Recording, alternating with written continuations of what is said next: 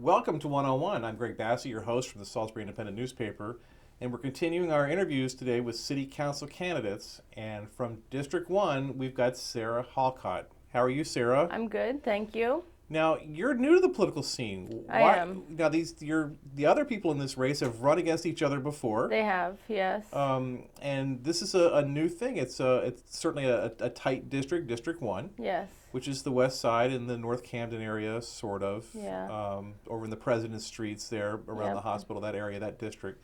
Why do you want to do this? Well, I've been working with the community in various ways with Third Friday, First Saturday in the Art Institute and Gallery, and I think it's important for community leaders to have a presence in the community. And I just want to branch out and keep making good things happen for Salisbury. Now, how did you get involved in the Third Friday and First Saturday? Well, I'm an artist. I do pottery. My main business is Amuse Studios. I've been doing pottery for about 9 years now, running our business. Wow. And it was just a natural outlet to work with Third Friday. It's a free venue that any artist can go to and set up work. And because Third Friday has gotten so popular, a group of us decided to start First Saturday, which is slightly different. It's a music-based event versus just the artist-based event, but it does have a small artist area, which I'm in charge of bringing artists in. Right. First Saturday seems so snake-bit by the weather. It has been, yeah. I think there's been like 2 or 3 nice days of all the possible. Yeah, the last one was really nice, Right. and I'm hoping October is really good as well. And then it'll go on hiatus for the winter and then come back in the Yep, spring. come back in the spring. We'll start with a fundraiser, and that'll be, I believe, March or April, and then start again with each month having First Saturday artists and musicians. Now, my experience with people who run for government office, they're either angry about something and they want to get in and change something, or they just want to be a part of what's going on and try to give back to the community. Where are you on that scale? I'm somewhere in the middle. It started with chickens, actually. I had read an ordinance. I'm the type of person that will go through and look at all the ordinances and try to follow the rules and make sure that I know what's going on. And I had read a few years ago that I could have chickens. I got pregnant, had a baby, bought my chickens, and then went back to double check to see how many chickens I could have. And it went from having 8 to none. And I had already had these chicks. So I moved those out to my friend's house and started talking to, I actually tried to contact all the city council members, and Jake Day responded, and he encouraged me to write a chicken ordinance, and I did, and it was just passed at the end of August. And that kind of started me, like, seeing that maybe sometimes city council members change things just because they don't like the way things are. And Right. I think that they need to remember that they're not the only ones in town, and that everybody should kind of get a say. So, I don't think I didn't know this. I wondered where the chicken ordinance came from, and I didn't know that you're sort of the mother of the chicken ordinance. Yep. It started there. It definitely got stronger. I had already filed my candidacy when the whole Naylor Mill Park Right. This is the things city started donating happening. some of their land Yeah, to the county for the ball city fields. the Right. city was thinking about donating land to the county, and it turned out that the area that they were thinking about donating was sitting on top of an aquifer. Right. And it's our deepest, purest aquifer. And I got very concerned. I started an online petition. I got By the time I sent the final petition to city council members, I had 641 signatures, and that was over just about a month. And it was great. I went to the meeting, the hearing that they had, and I got there 5 minutes early, thinking I was gonna be early, There were like and 100 people there. there was standing room only Yeah. in the hallway by the time I got there. So it was a great turnout, and I just love seeing the community coming together to try to fix things. And Right. I would really want to encourage that, because that's the only way things are really going to get done, is if everybody's working on it. Right. Now, District 1 is it's the majority district in Salisbury. Yes. You could argue it's probably the most troubled district of the city council districts, probably the poorest population. What are some of the problems in that district, and what can you do as an elected official to kind of change things? One of the problems is the police. I've seen firsthand police officers hassling my neighbors. I Unfortunately, a pizza delivery driver was robbed in my neighborhood a few years ago, and the kids were hiding in my backyard. And when I found that out, a friend went outside and saw these three guys, and I went out front, and there was a cop hassling my neighbors, and he actually threatened to arrest me for stopping his investigation of my neighbors. And I kept telling him, I was like, they went that way, and he just didn't believe me. Right. I think that police officers need more training. They need maybe more interaction with the people in our district. If they knew me, then they might have a different understanding of, like, oh, she's actually telling me the truth. She's not just trying to get me distracted. Right. Years ago, we had a substation right across the street, and the police officers would ride their bike around the neighborhood, and it was really great to actually be able to talk one-on-one with them on a regular basis. I feel like now they just drive as fast as they can back and forth through the neighborhoods. So if we could get them on foot, on bike, talking to people, creating relationships. Right, that true community policing. Yeah, that would make a huge difference. Yeah. And just I want to see that relationship grow. There's been a lot of debate about those substations, whether they work or not. But I get the sense that they do work. I feel like it made a big difference. I've been in my home for 12 years this year. Wow. And I've seen a lot of changes. When I was first there, we had the substation that was there for maybe 3 years of the 12 that I've been there. And then that left, and then we had gang members. Right. A lot of gang members roaming through the community. You could tell they were wearing all the same thing, white t-shirts, blue jeans, and I saw people getting jumped, and I saw drug deals going down after the police substations were gone. Now we have more police driving through and less of those gang members. I haven't seen a gang member in a few years that I know of. Right. But I certainly think that it was helping. And since then, they've put in a community outreach center down the street, and I have no idea what that does. Every time I go to it, it's closed. So I don't see how it's an actual community outreach center if it's no one can do anything in there. Right. I know there's concern that officers use the substations as a place to kind of do paperwork and stuff, but they don't really community police from those buildings. They like really should. did. At least the one that was in my neighborhood. Right. Those guys were out there, and they were nice guys, and it was good to see them. Interesting. A lot of focus on kids in town right now. We've got the idea of a curfew ordinance has been talked about. Mayor said recently that if a piece of property isn't nailed down in Salisbury, some kid's going to come take it. What do you see going on with the youth in the community? Oh, geez. I worry about the kids in my neighborhood. I really do. I would like to see things for them to do. Right now, the only playground, there's 2 playgrounds in my specific neighborhood. One is at a apartment building, and the other one's at a school, and both have signs that say, if you're not a resident here, or if you're not in school here, you're not allowed to be on this playground. And that's not a good sign. They need something to do, and I have seen. I mean, I think they're they're all good at heart, but they just get mixed up in the wrong things. So if we gave them the right things to do, Right. they'd be a lot better off. I'd love to see potentially. I mean, the Art Institute is a great resource. It If really is. it, Those Saturday classes, and it's excellent what goes on there. it's amazing, and they're working on grants right now to be able to bring in low income families. So Right. if we had either a way to shuttle them down there and have these great classes and give these kids, direction, then we'd be doing ourselves a world of good. Yeah, and that's just one area where they could Yeah. they could do stuff. I mean, Yeah. beyond art, there's all Exactly. kinds of There's stuff. so many things that they could be doing. Interesting. If you're elected, when you're elected, and you get on the city council, what's the first thing you want to do to make change?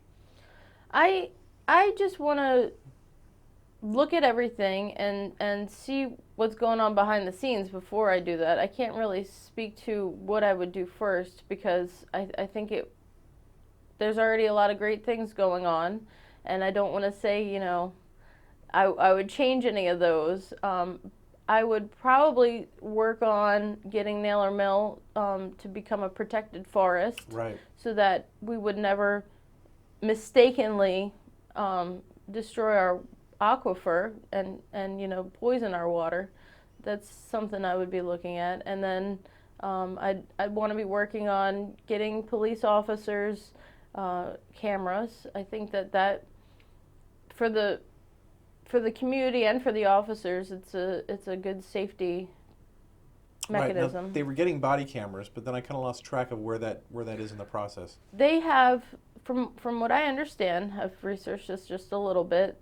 They had money donated for 6 cameras from a grant, and that was half of the money for the 6 cameras, and then they needed to donate the other half of the money for the 6 cameras. I've actually asked the chief of police, how they decide which officers get those 6 cameras, and she didn't respond. But I would like to see, all the officers. There's actually, from what I understand, a federal grant that would allow for half of the money donated. Now I know it's somewhere around $164,000 to get 109 cameras, so that's going to be a lot of money. I would like to look at bringing that cost down. Right.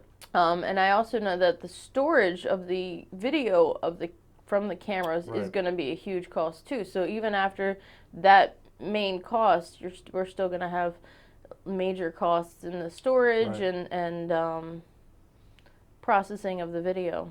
And the idea behind the cameras is the officers wear the cameras, and it eases some of that tension about officer conduct, Yeah. which might build trust between people and the Right. officers again.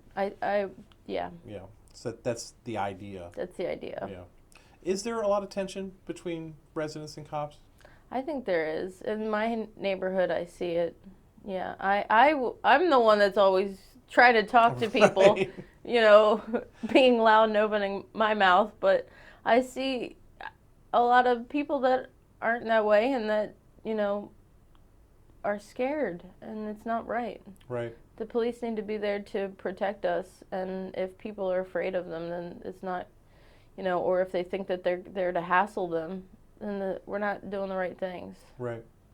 One thing I hear is that there's each of the candidates or each of the officials in the city. They all have their own projects, and there's a blueprint for everything.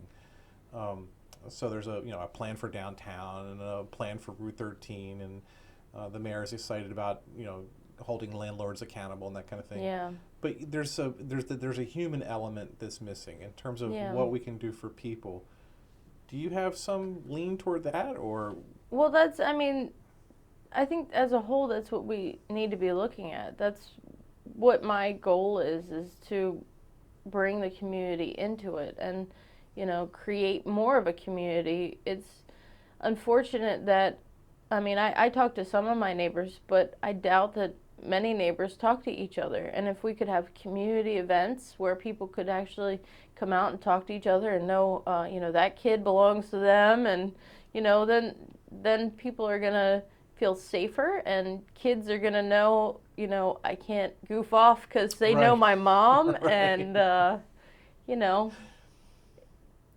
just I want to make it better and bring people together. I think Third Friday's helped with that. Third Friday is amazing. Third Friday is absolutely amazing, and that's what I feel like jump started a lot of things. I've been working with them from very early on, and I've seen some events where no one comes out and it's just the vendors hanging out and talking to each other, and then lately, you can't even stop for a second because you're talking to so many other people and doing Right. so many other things. You don't even get to talk to your neighbor except for while you're setting up. Right. I know I'd been to a couple that were not successful, but the weather was wrong. And then I Yeah. finally went to one, I guess it was the one last October. Oh, last October was It's the like biggest one I've ever 3,000 seen. people there. Yeah. And it was one of those things where I'd had a bad day at work, which is rare. I'm lucky that rarely have a bad day at work, but I had a bad day at work. And I wasn't feeling real good about Salisbury for some reason. The news stories were all kind of negative that day. And then I went to Third Friday. I was like, this place is incredible. We are so lucky to live here. It was Yeah. amazing how that changed my whole attitude about Salisbury. It is, and I've been to other towns that have events like that. All the locations around here. Ocean City has, I believe it's First Friday, and Berlin's Second Friday, and I go to those too. And I think Salisbury tops them. Yeah. It definitely does. It makes me proud to live here when I see Third Friday going on. Anything I forgot to ask? Any points you wanted to make sure you made? Um, So I think I forgot to add that I think one other project that I would work on, what they're doing with the bike lanes right now is Right. really great, but I think it needs more. And I've been looking at other places like Portland, Oregon, and what they do for their bicyclists, and I think we need to branch out and look at what everybody else does for their pedestrians and their bicyclists, and keep making the roads safer too. I think that's really important for college students trying to get to school, really important for health conscious people trying to get to school or work, and it's important for the people on the road too, because I feel like the drivers don't know what to do when there's Right. somebody riding in the road, and they tend to honk at you. It's interesting you say that because last year I was sharing a vehicle with my son, which meant I was on my bike a lot. Yeah. So I was using the bike lanes. I love Matt Drew. I love what he's Yeah. tried to do. But over on Camden and on Waverly, on Riverside, where there are the bike lanes, Yeah. I was amazed at how accommodating drivers were in cars. They Yeah. seemed to get it, and that intersection there at Carroll Street and Division Street, which is there's pedestrians and there's always problems there. People were always so polite at that Yeah. intersection when I would ride there on a bicycle, because you kind of have to become a car to make that turn. Mm-hmm. And I felt like people were really getting it on the bikes. That's Yeah. a really great point. Yeah, if we keep doing that, if we keep putting bike lanes in places like on College Avenue and Route 13. Good luck with that. Yeah, potentially. But just keep looking at everything and just try to keep making things better. It's going to be safer for people. And the more people get out, the healthier our community is going to be, and the safer our community is going to be. And it's going to be a way, like when you're on your bike versus in your car, you'll stop and talk to your neighbor Right. when you're leaving It's for a whole work. different vibe, yeah. It really is, yeah. Well, thank you. Okay. Sarah Halcott, she's running District 1 for City Council, Yep. and we wish her well. Thank you. Good luck. Thanks. Greg Bassett from Salisbury Independent Newspaper, another edition of 101 right here on PAC 14.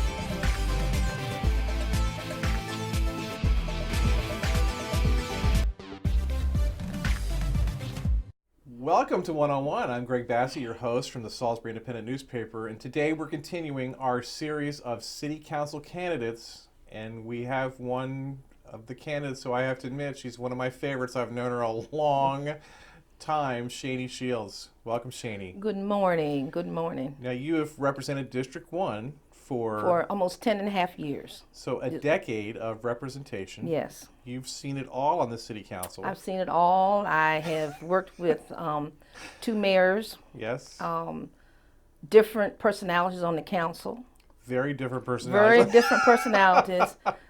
Sometimes it's very stressful, and but it was a time that you could see the different things. These last 2.5 years made up for my stressful Really? time. Now, to me, you've always sort of been the voice of reason. I They'll go off on these tangents, talking about things, and you'll bring the argument right back to where it belongs. Well, what I try to do, I always say this: I'm not a politician, and the people the constituency that I represent, which is a minority district, and now it has expanded. I think I have experienced everything that my constituents have experienced. I've lived it. And if you haven't lived certain situations, you don't have a level of understanding. I think I'm more of a social justice type Right. person. I advocate for fairness, but I also know, and I'm a realist, that I'm just one person. So if people say, well, what has she done? She hasn't done anything. I can't do it by myself. Right. You have to have the support of other council members who will either learn how to compromise with you or see your point of view. And then I have to also understand that I'm representing also the total Salisbury. Right. See, I'm in that district, but you also have to understand other people's concerns in other parts of the city. And the setup was weird for a long time because it was District 1 against the rest of the town. Rest of the town. Basically. But now there's going to be a bunch of 5 equal districts. I in think here. that was wonderful. Yeah. It was a long time coming. And I also have to have the understanding that I'm not just representing the west side, because my constituents not just on the west side. Originally, when I got on the council, it included Vine Street, part of Vine Street, Right. Around the hospital, that Hazel, area. Yeah. Smith, those areas. And you have to consider those folks' concerns also. So I haven't heard much from them, because they did have the Salvation Army as far as the youth activities. Right. So over in the President Street. President Street. Right. Now that's President Street is new. Right. That's part of the new district. That's part of the new Yeah. district, and South Boulevard, part of South Boulevard, Right. part of Middle Boulevard. I think they part of the college kids type Right. situation. You have some town gown things that you didn't That's have before. right. Yeah. And I think that I could work very well with the students, because I understand this is a college town. So if it's a college town, what will run around our town is college students, and they're human beings too. Right.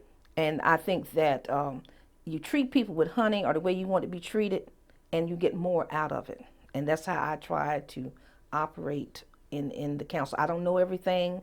I don't want to know everything, because we have wonderful department heads. Right. I think the Salisbury has been blessed and fortunate to have good department heads that know their stuff, and that's what we pay them the money for. And they come and justify why we need this and why we need that. And I have a level of understanding. Also, I'll talk about one of my main concerns why I if you don't want to know why I ran, is the Northeast Collector. Right. And we have issues there. And I have people on the west side say, what are you going to do about those buildings? That's the place between Isabella and 50. Right. And there's issues, environmental issues there.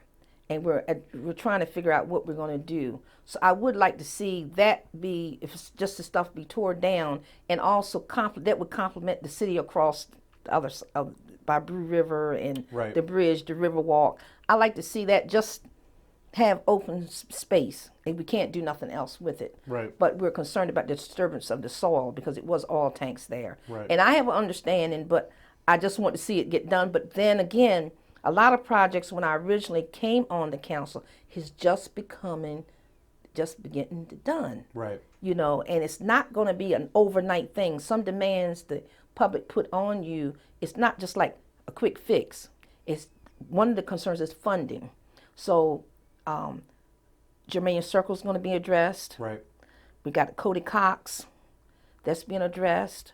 And it's a $1.2 million project. And over there by the old Campbell Soup building, people say, what are y'all going to do about that road? It bumps and tears your Right. car up. Well, that's going to be addressed with this Cody Cox project. We're going to do some landscaping. There's like 300 railroad tracks under Oh that yeah, road. oh God. It's an And infrastructure nightmare. Yeah. infrastructure is another important issue. Yeah. And then one of my other main issues was affordable housing. Affordable housing. We just went to the grand opening of River's Edge. Beautiful, beautiful, nice? beautiful, beautiful. Yeah. I love it, love it. And that's an asset to that side of town. We're getting ready to change, take the fences down off the marina, make it more friendly, and, Right. and make it, and that would be beautiful. And then at River's Edge, we honored James Weverly and Miss Elaine, because he had the businesses down on Lake Street where they tore everything down, and there's no recognition that the black businessman had a contribution to the town, which he did, and some others. But he owned his buildings, and then also he was a realtor because he had all the on off of Route 50. You had South Delano and North Delano. A lot of professional people moved there and Right. stuff. And he bought that land and sold it and developed that. So he had a vision. He was a visionary. And I think that with them hanging his history up in that gallery at River's Edge is a very compliment to Right. let people know and the public know that there were black people in our community that contributed to our community. It just didn't die when you tear stuff down. I love when I think I know something and then someone proves to me that I don't know something and I'm just an idiot. And that is one of the first things you and I had, like, not a dispute, but about Lake Street. I was like, tear that mess down. And you were always like, this is before you were elected anything. You were like, no, there's a community heritage there. There's a black heritage. And I did not get it. But you've kept with that, and I think more and more people have learned to understand that. You just don't go into the black community and tear things down because that's what the white people want to do. That's correct. And I have just got over the psychiatric trauma that I had when they tore down Salisbury High. Yeah. And I was on the committee because you be part of something to get an understanding, and that's what I believe in. You be part of something to get the understanding. And I never forget, they said, well, Shanie, what can you live with? I think they asked me and Katrina, what can you live with? We said, please leave the lobby of Salisbury open Right. for our history. But when they tore down Bennett High, that's when I started saying, well, they're just tearing down these schools, which I didn't agree with it, Right. tearing down buildings. But I think that's part of our heritage. And you know, those buildings, when they were built, some of them, you don't have that material no more. Because Right. things was built better, Right. you know, back in the day. And I just couldn't understand why they couldn't renovate it. Salisbury High and still did the pod thing, and which they could have done, but they didn't do it. And that's water over the dam now. You have to live with it. But don't tear down your heritage. Yeah. Don't tear down and I'm a history person. And that's why I stayed on the board of Chipman Culture Center so long, because it's my family history, plus a historical building, the first church for blacks, the first school for blacks in this area. So that means a whole lot to me. The cemetery over there by Arby's, part of my family is over there, the Houston Cemetery, because Levin Houston, who was a slave of Poplar Hill, I found out had a connection with Poplar Hill Mansion. Yeah. Married a Leah Pinkett, because I'm a Pinkett. Married her, and that's how my Houston heritage came in. But it's just this. We have a beautiful history in this community, but we also have to realize too, and I realize you can't live really in the past. We have to move on in the future because we've become an urban district, Right. and we have to deal with the new ways of doing things with urban design, which Mayor-elect Jake Day knows all about. Right. That's his expertise. And he's very bright, smart, energetic, and we need people like that also in our government. And I think he's been an asset to us in our community. But I just love doing what I do.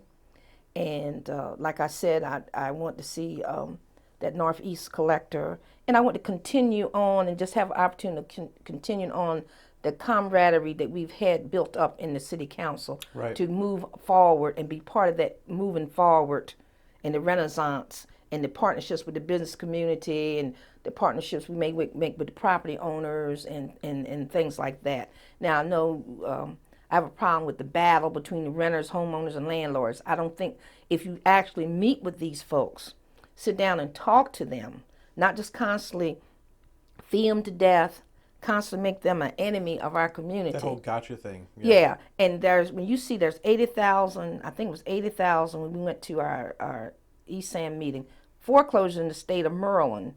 That means there's 80,000 homeowners that may become renters. Right. So they're not going away. Renters are not going away. So I was talking to somebody, one of the property owners, and I said, you know what I'd like to see is if you have a long-time renter that really loves their home, and if they had an opportunity to purchase that house, I would like to see the property owner sell that house to that person. And that's how you work with the people. You have to work with people, not make enemies and not be a dictator, not be a control person. I don't want control, you know. Right. I know when Jake was the last election, and I had someone in the community say, you should have been president. Well, I don't want to be president. I don't want to be vice president. That's my choice. Right. Because a president can't make motions, and you got to be objective.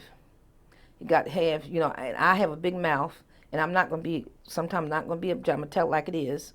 So you got to have a cool level head when you're president, because you got to keep the peace. Right. Well, see, I when I want to say something, I want to be able to say something, not worry about me being president of a council. I don't want to be in control. But you'll sit down there and you'll be the swing vote. Yeah, yeah. And even I, as close as I've watched it, I don't always know what you're going to say.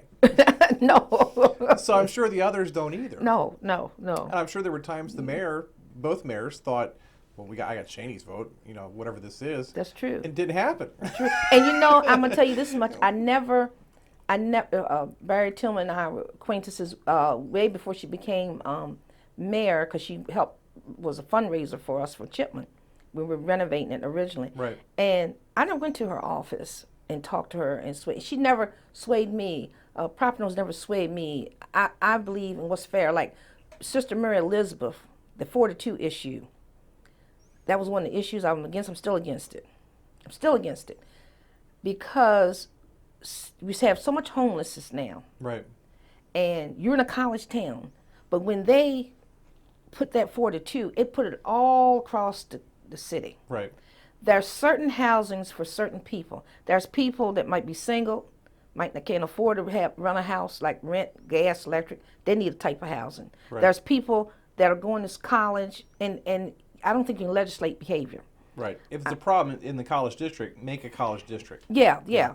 So I said,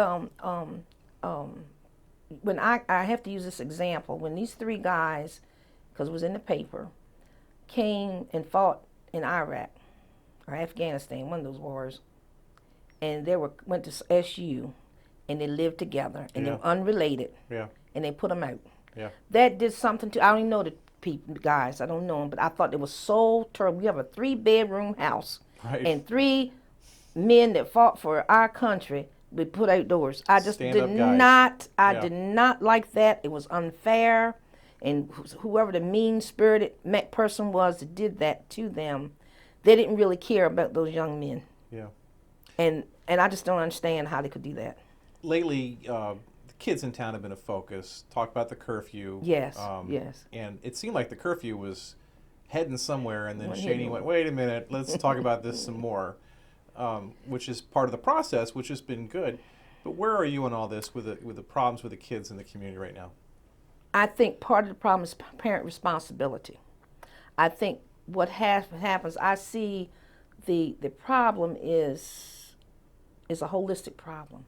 You have to work with the parents and the children, because the parents are getting younger. I was a teenage mother, but I was fortunate enough to have my parents, and we weren't allowed to run the streets. I wasn't even allowed to take my baby across the street without permission from my parents. I brought the child in the world and I had to ask my parents for permission to carry him next door or somewhere. But it's the discipline factor. And people don't want to hear this. We were talking about this no longer than the other day. Integration. When they integrated schools, they did not want the black teachers to tap the white kids and vice versa. We started doing the child abuse laws. Yeah. We started doing where the parents couldn't correct your children. You couldn't say this to a child. Now in the schools, you can't hug a child. Yeah. You can't do this to a child. You can't say this on the school bus. You can't do this again. And the children know this. So what they'll tell their parents, I call 911. Yeah. Or they'll tell the teacher, you're not my mother. If I said it to the teachers when I was coming up, well, I never did, Right. but you had the fear factor. my mother would know it before I got home from school, There and was you a got punished. there was a decorum. But that's right. Yeah. So now, and I think I come up pretty good. And it's a lot of people, doctors, lawyers, that got punishment, home spankings at home. But when you took that away from the churches, you took it away from the control the school teachers. You couldn't lay your head on the desk and go to sleep. Now they can. You can't wake them up. Right. You can't do anything to these children. Then you expect them to follow rules and regulations in society when you already taken everything away that parents is trying to teach them. And I think that you have younger parents and the parenting skills, the help they may need with their child. And drugging kids, to me, giving them medication for their behavior is nothing but making them drug addicts at a young age. Yeah. Making them drug addicts, and you wonder why they want to smoke marijuana, use heroin. You already gave them the hallucinating drugs in school. Right. So you're part of the problem. You're the drug dealer in school. Right. Pharmaceutical companies are drug dealers.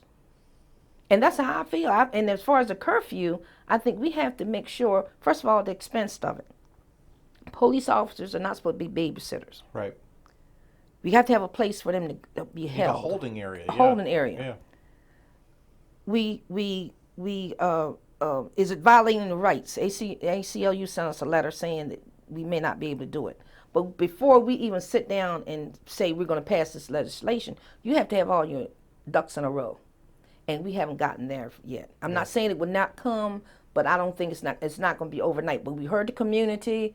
We had those community meetings, which I think we had community input, and they were good. The facilitator, she sent what the comments that people said, and some of it was valid, some of it I didn't agree with some of it, but it was valid issues that were concerning the people. Right. And whether I agree with it or not, if that's what the constituents say that the needs are, you have to see how you do. Some of the stuff the city can address, some of it we can address, because it's not a city issue. Like schools, we don't have control over the schools. Right.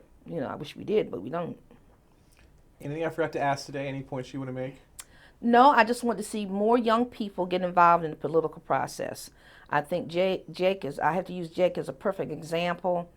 I think the young African Americans should be involved in this political process. They need to call their, if any concerns, call the Uptown. Our everything is on the website. I think we've been one of the most transparent city council people in the last 4 years, because everything that we do is on the website. Work sessions now are being shown.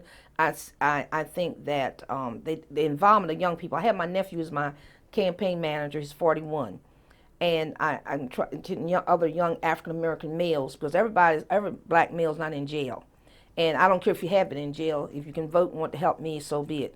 But I think the younger people should get involved, because they're our future.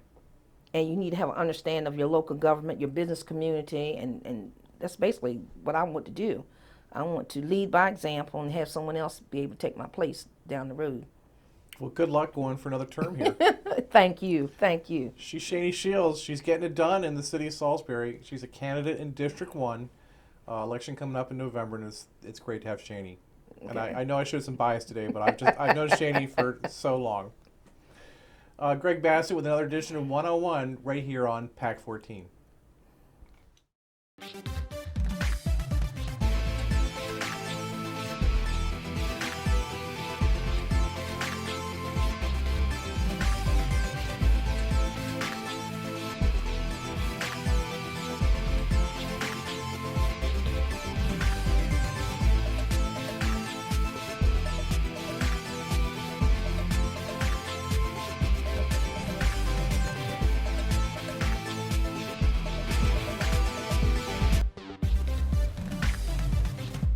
Welcome to 101. I'm Greg Bassett, your host from the Salisbury Independent newspaper, and we're continuing our interviews today with people who are running for the City Council here in Salisbury. And we have a District 1 candidate with us today, April Jackson. Welcome, April. Hi, how are you? How's it going out there? Just fine. So this is your second time? Yeah, it's my second time. You're running in District 1, which is the minority-majority district. Yes. It's the classic Salisbury West Side. Yes. And you're running against the incumbent, Shanie Shields, who you faced before. Yes. What are the challenges of running against an incumbent? Well, I really feel there are no challenges. I'm just going to put my best foot forward and do what I need to do to win this election. So my challenges are that there are people who are already set in stone who they want to vote for. But other than that, I'm pretty secure with the election this year. Now, you're someone who's unbelievably just positive. You're just such a great positive person. How do you get to be positive all the time? I've never seen you negative about anything. No, well, I choose not to be negative about anything because I always try to find positive in everything I do and everything that's been done. So I guess it's been instilled in me through my father because he's always told me to remain positive in all situations. And if you want to be, even, winning is, you sometimes you have to lose to win. So I'm just looking at it as overall thing. I am a winner. Now, your father was a truly great man. I'm sure you probably get tired of hearing that. I get tired of hearing how great my father was. When people tell me that, I'm like, yeah, you didn't live with him. But your father was a truly great man, Billie Jean Jackson, who gave his life to this community. Yes, he did. Yes, he did. He really did. He was a good man, and he still is a good man in my heart. Yes, right. Yes. So what's it like growing up with a a personality like Billie Jean Jackson in your life every day like that? Well, you really want to know the truth? It was great, and it got better as I got older because I understood a lot of things, his disciplinarianship and everything that he did to try to keep us grounded. I didn't understand it when I was younger, but I more still understand it as I got older and older, and our relationship became closer and closer and closer. So he instilled a lot of things in me, and a lot of things that he tried to teach, but he taught me. I'm not going to say tried to teach me, that he taught me when I was younger, flourished as I got older. Right. Yeah. So, Interesting. yeah. Now, in District 1, there have been some issues. One of the big issues that people talk about is not crime so much, but the interaction with the police that goes on. It kind of reflects some of the national discussion that's going on with the police. What do you see going on in District 1, and what improvements are you looking for there? The thing that I really think that should happen is a better means of communication with the police and the community. I think there's a barrier there where I see some things happening myself in the community where some of the men or the people in our community are being harassed. And I think that needs to stop. And I think that the police, they need to come in with ethics.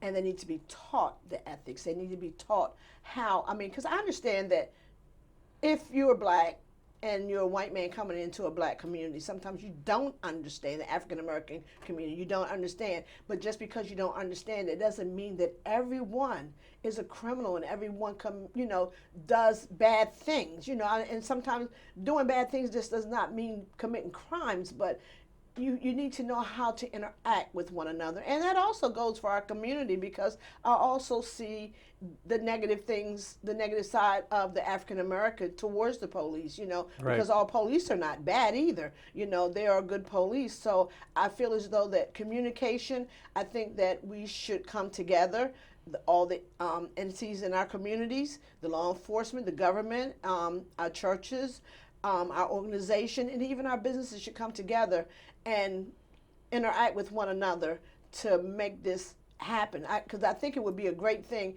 if our police, I think most of our problems are our community interacting with the Right. law enforcement. And in District 1, it's a little trickier, too, because it's not just the city police that are up there. The county sheriff's department comes into that district. The line's right through there. Mm-hmm. So you have deputies, and then you have city, and it seems like they might do things a little differently sometimes. Well, I don't have a problem with them at all because I'm, low key. I don't, Right. But for the most part, when the sheriff comes in, I just asked our African Americans to be respectful. Just be respectful. Right. Sometimes just, it's best sometimes not to say anything than to say something that may hinder you. And just, it's a respect thing between the both of them. We need to both learn how to respect one another. It doesn't matter where a person lives or how they live or where they live, because where you live may not dictate how you live.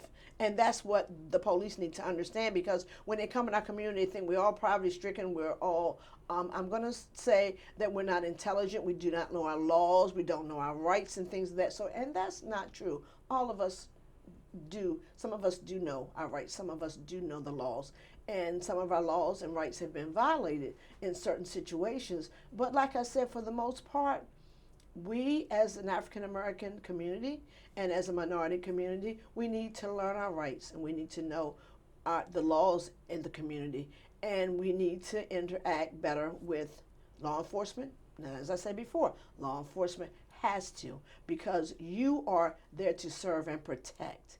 Right. And if people don't see that, they become afraid of you and they become reluctant to even deal with you. So they have the upper hand as far as being able to deal with the community. They should be more, how can I say it? They should be more steady in dealing with us and dealing with us on a conscious level, and being decent with us as we want to be decent with them. Because I don't think that actually nobody, not any of our African American men or women, do not want our youth want to be disrespectful to them. But Right. you know, I just think that all the things that are happening in the world today now is causing a little conflict of mind. And I think things, once we get this communication, and I know we can do it. We can do it here in Salisbury. I know we can do it. If we have a person in place or people in place to do this, I know it can be done. The juvenile curfew has been a big issue. It's led to a lot of discussion about community policing and some of the loss of the ties, which is something I should do more reporting on in terms of how the officers are conducting themselves in the neighborhoods. I understand that. But what's going on with the kids in town, and what can we do to fix it? Programming. We need programs. We need community centers. Not only this, the Salvation Army. We need places that kids can go and they don't have to pay out of pocket. When you have parents who have 4 and 5 children, they can't afford to pay $50 to $75 for each sport their child plays or for the tuition to get in. We need to start setting up scholarship funds for our young people that are underprivileged, that need to access these different functions and things like that. We need to be able to help them. Our community needs to be able to help them. The city of Salisbury needs to be able to help them. But as far as programming, we definitely need more programming in here in our community, as far as activities for our children to do. Our children do not actually have anything to do. The schools have made it so that if your grade level is not up to par, which it was when I was in school, you didn't participate in sports. Okay, but sports is not the only thing that kids do now. They have arts, you know. So we need to set up programs that initiate skills, sports, arts, computer skills, all those kind of things. We need to set up a community center that enhances all those things, job learning skills, technical skills, all that stuff. I just feel as though programming is our problem, and other resources that kids, and I think those can be accessed through grants. Right. You know, and I'm pretty prominent that we can get grants to suffice these programs for our young people. We need them. We need them because our kids need to be active. You know, I speak to kids every single day and ask them what it is that they want. And they do want to go to different programs, but they want to be able to afford them because a lot of these programs are too expensive for them. Crown Center, you have to pay. Yeah. YMCA, now I do know that they have scholarships Yeah. and grants that you can get in through their program, and that is excellent, but not all of them have those kind of programs, and then you're limited to how many you can have. And I understand that because of financial situations for them, but we have to find a way to keep our kids off the street, and I do think that programs are a must in our community. Now, District 1's been reconfigured a little bit, and there's been some neighborhoods added. I think maybe North Camden was in there before, but Yes. now it goes all the way over into the President Street over by the other Salvation Army. Yes. And in those neighborhoods, the rentals seem to be the big issue, and that was just brought up. The mayor had a proposal for some rent controls. Mm-hmm. What's going on with landlords and tenants in some of these neighborhoods? Well, as I can see through my community, through my eyes, I do see where sometimes that the rent that some of the residents pay from looking at those buildings is extremely high, you know, and according to the monies that they make. We're not making money here. It's not a money, this is to me not a money making city. There's money, the money is just, you know, far between. And when you've got somebody who's making $8 an hour and who has a family and they're paying $750 for a maybe 2-bedroom place, I think that's a lot of money. So I think what's going on with the landlords and the tenants is that the monies that they're charging for their residents and their homes that they're renting, their rentals, are just a little bit too far-fetched. And they can't move out into the country where it's cheaper because there's no transportation. No, Yeah. no, can't afford it. So it's kind of like you're between a rock and a hard place, and it's really sad because I see people losing everything they have to try to hold on to a place to provide for their children. And what you have to realize also is we have a lot of single families. Right. Well, we have a lot of mothers who are single raising children, and some of them are working 1 and 2 jobs to try to suffice that liberum of the income, you know, where if I'm making $8, if I get another job, at least that's $16 an hour I'm making to try to hold on to my home and to pay my bills. And that's actually a struggle for some parents, and I see it every single day.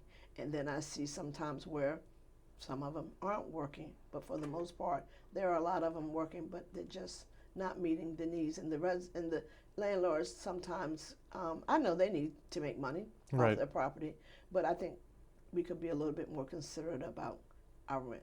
Right. Now, your dad was one of the driving forces, if not the driving force, behind getting District 1 in the city. Yes. And for years, District 1 has sort of felt overwhelmed by the rest of the city. There was District 1 and then everyone else. But now there's going to be the 5 districts, all parts of the city equally represented. It could be a new day for District 1 to have more power than ever. Yeah, you're right, and that's my slogan. New way, new day, new way. Okay. Yeah, that's part of my slogan.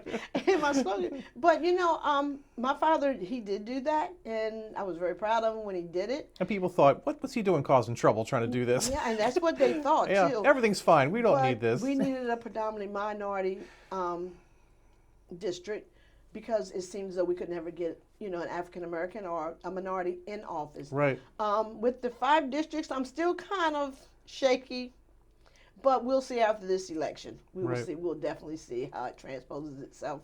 But however, life goes on, and things do change. Right. And we have to.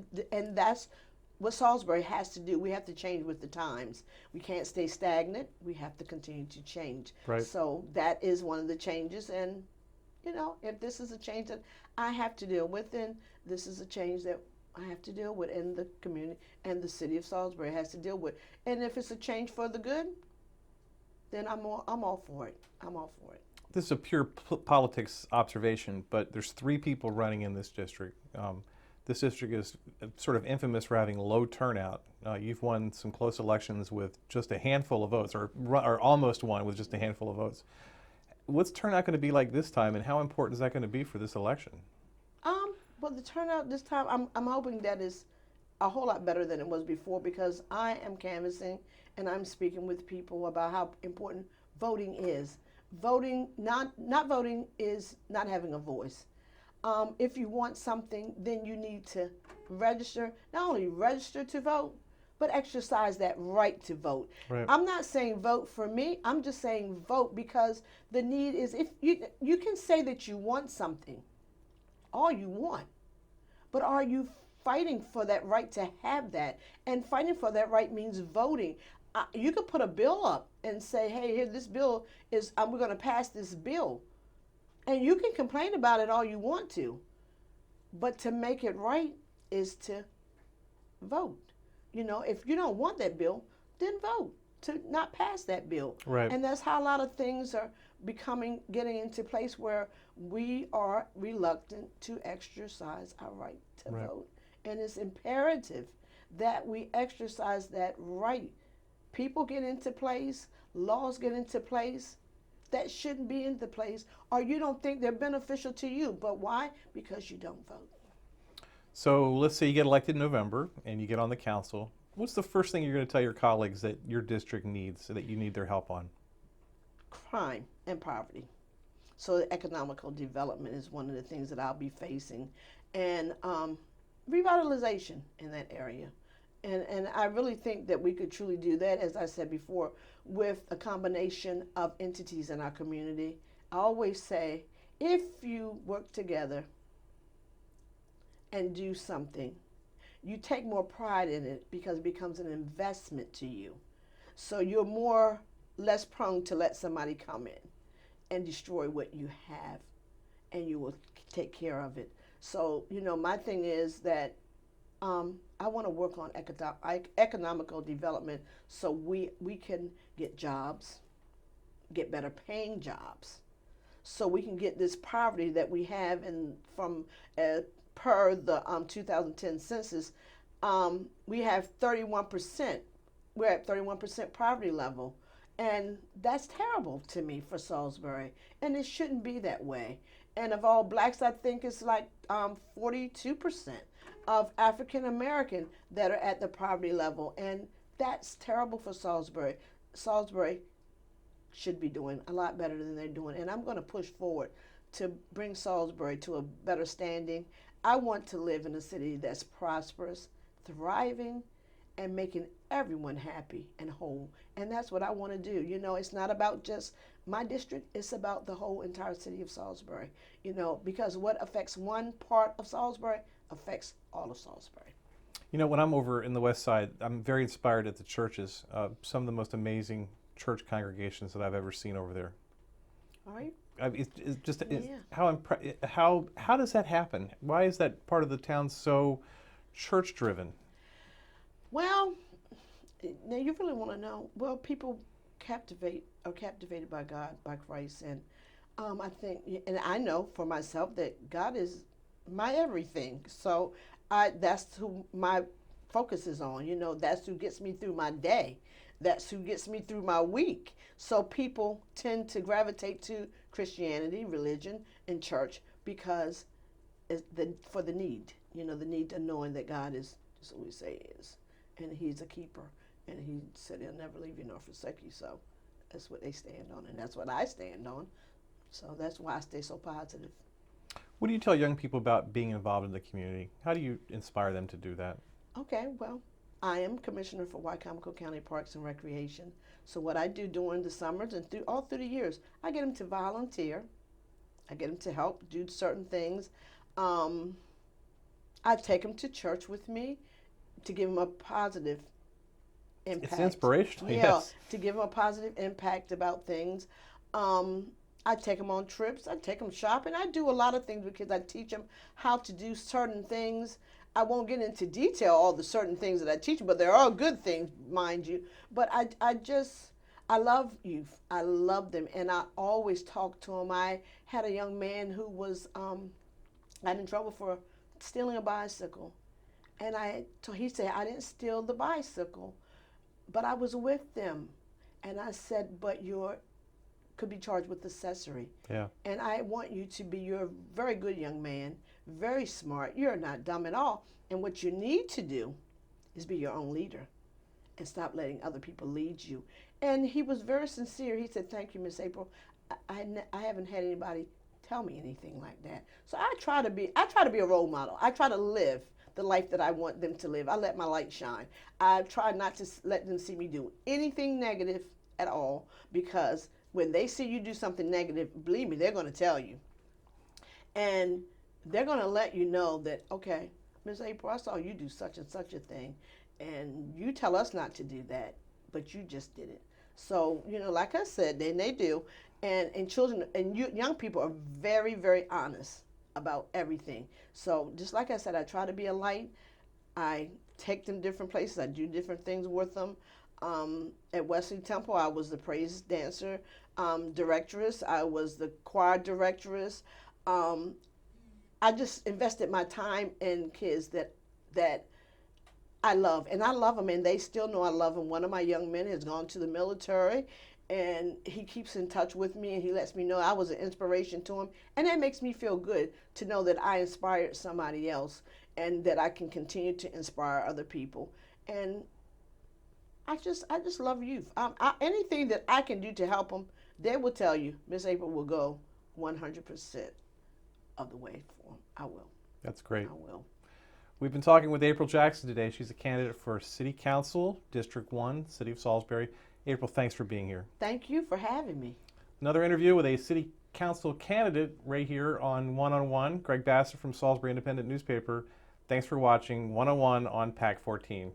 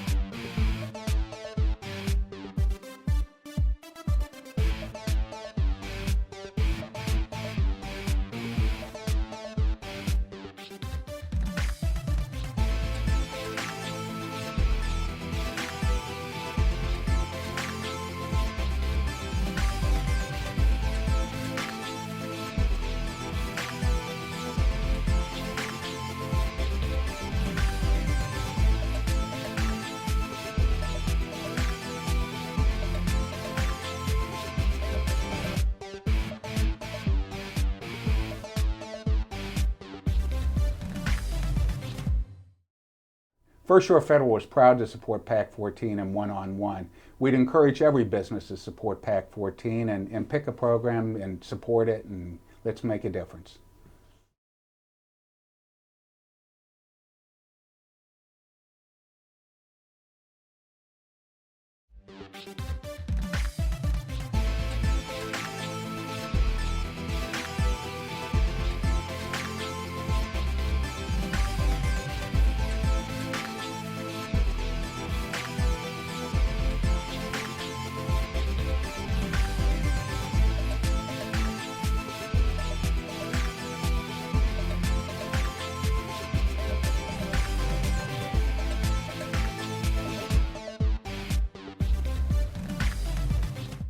If you want to watch any of these interviews with City Council candidates, you can watch them on the PAC 14 YouTube page.